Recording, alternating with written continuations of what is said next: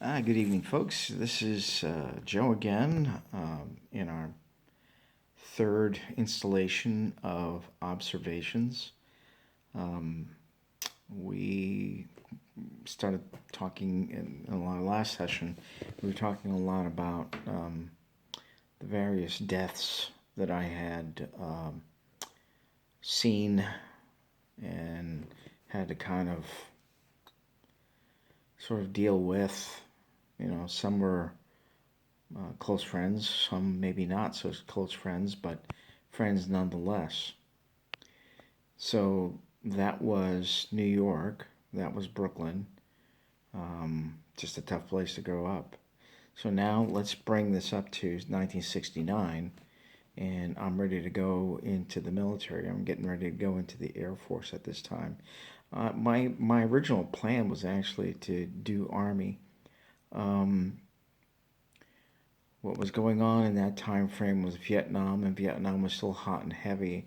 And if you have not really studied the history of our involvement in Vietnam, it is really well worth your time to really understand the depravity and the underhandedness of politics, because it'll give you a really good idea of what a snake um, Lyndon Baines Johnson was.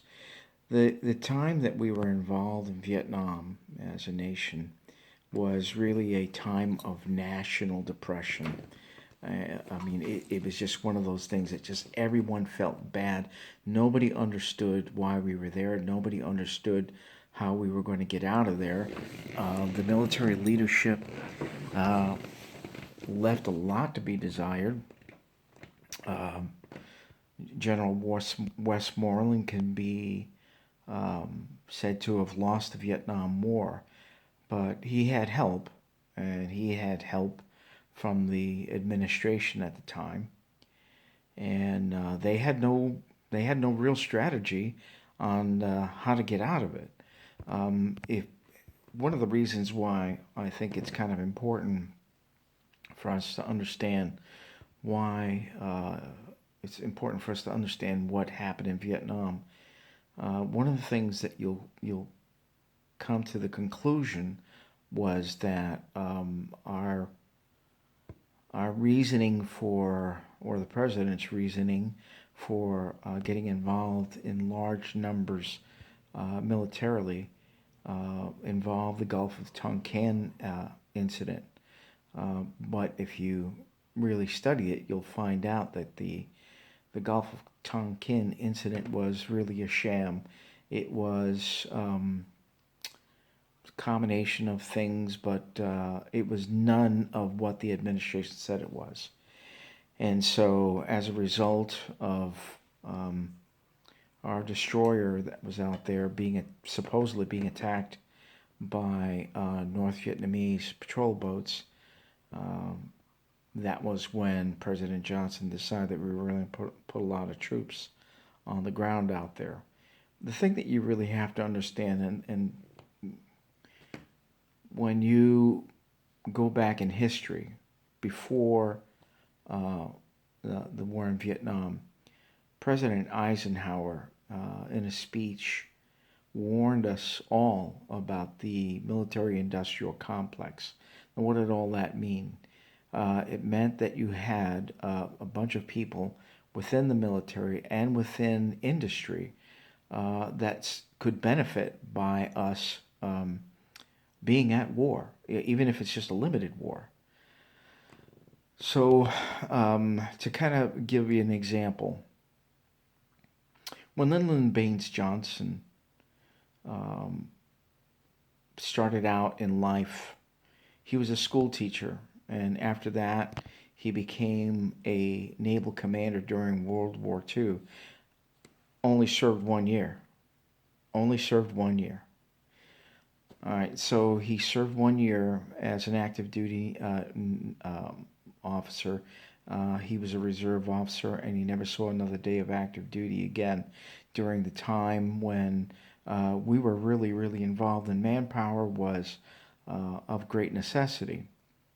So somehow he only managed to serve 1 year. So he went into Congress, became leader of the Senate, and somehow, even though he started out life being relatively poor, at the end of his life, his uh, his total worth was over $100 million. Now, I'm not a math major, but I can tell you that based on the salaries that were being paid when he was a teacher, when he was a naval officer, when he was in Congress, and then in the Senate, even if he saved every single dime that he ever made, there's no way that he should have $100 million. So how did he make $100 million?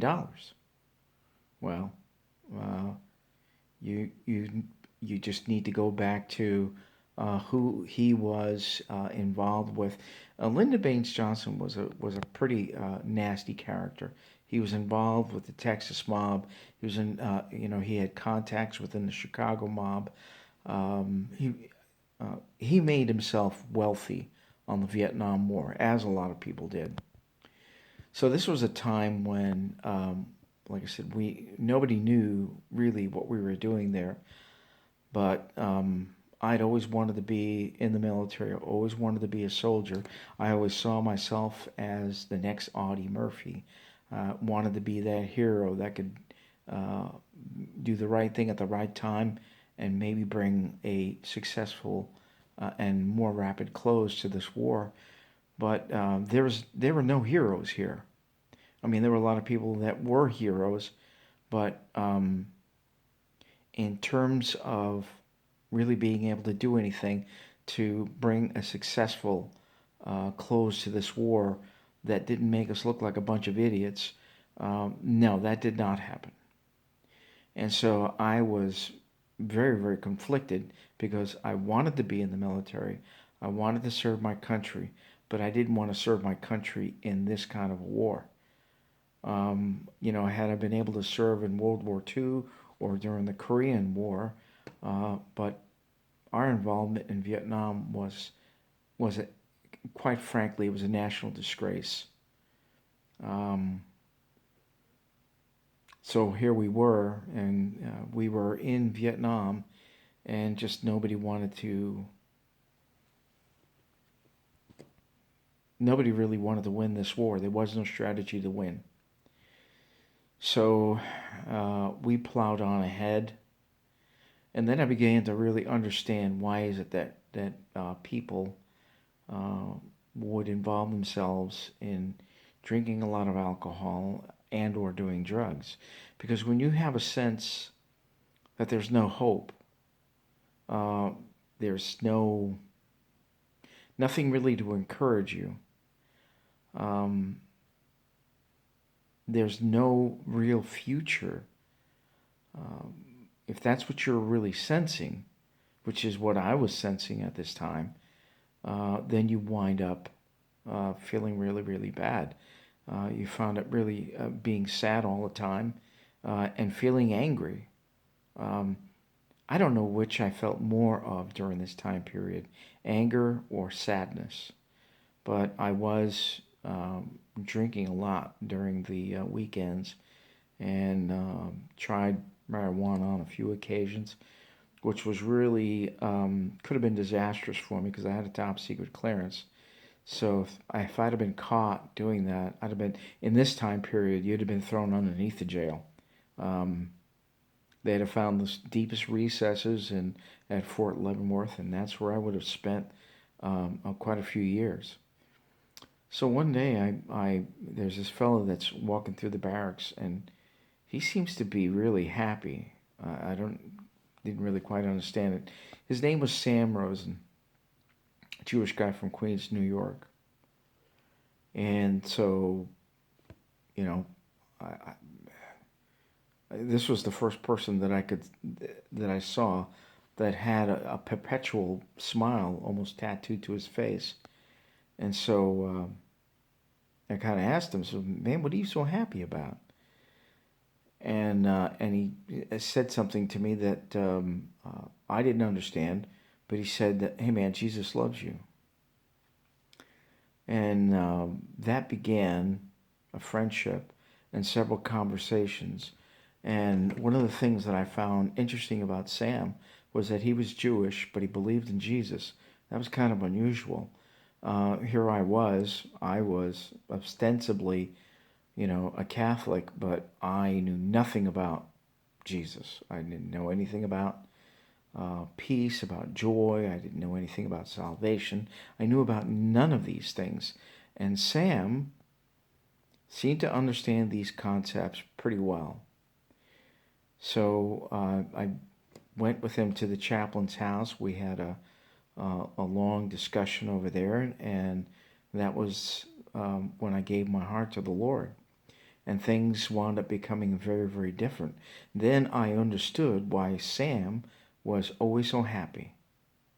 And because no matter how in the toilet the world may get, if you understand that your eternity is set and that that you're going to go to heaven and that you're going to enjoy the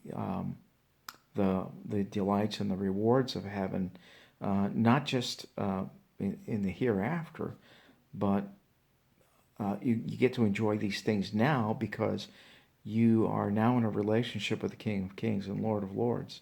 And that made an astounding difference in my life. For the first time, I really had a sense of hope. And I honestly cannot really say when it was that I consistently could say that I had a sense of hope in life. So that's where things began.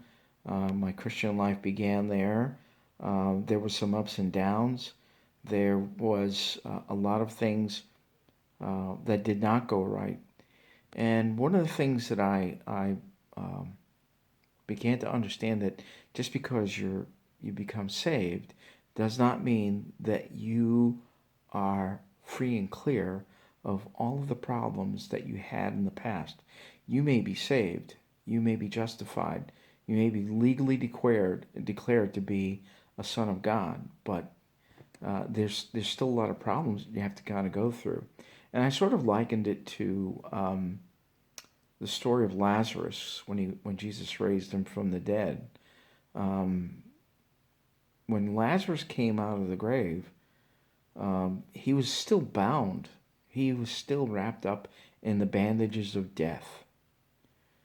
And Jesus instructed, the disciples that they should unbind him. So I kind of started thinking about that, and we're kind of like that in some ways. We come out from death unto life, but we still have all these bandages that are stuck on us, and we have to peel them off. These are the signs of death. We're not going to die. We have eternal life, but we kind of look like a dead guy.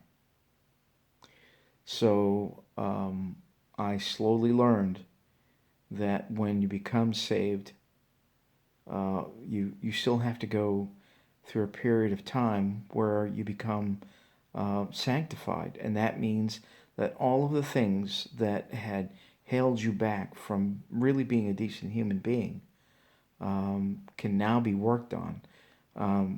Now, for the first time, all of the stuff that was holding my life back, the exposure to pornography, the exposure to the gangs, the depression from losing so many friends, the anger over the sense of being betrayed by a government that basically killed 58,000 of our servicemen.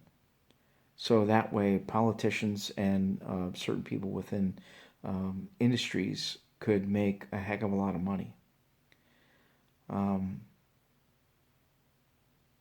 So this is where things started to change, and they started to change for the better. There were 3 steps forward, 2 steps back, 2 steps forward, sometimes 3 steps back. And I got, for a while there, I got into a real funk because of some bad theology that I had learned. So in our next session, in our next episode, we'll be able to get into the details of why I have this sense of gratitude for what the Lord has done for me. So I will sign off for now. Thank you for being patient. I'm sorry that we don't have any fancy graphics over here. Everything is done on the cuff here. So if I don't know that it'll ever get any better than this. What you see is what you get, as the old saying used to go. So you have yourselves a good night. You take care. Bye.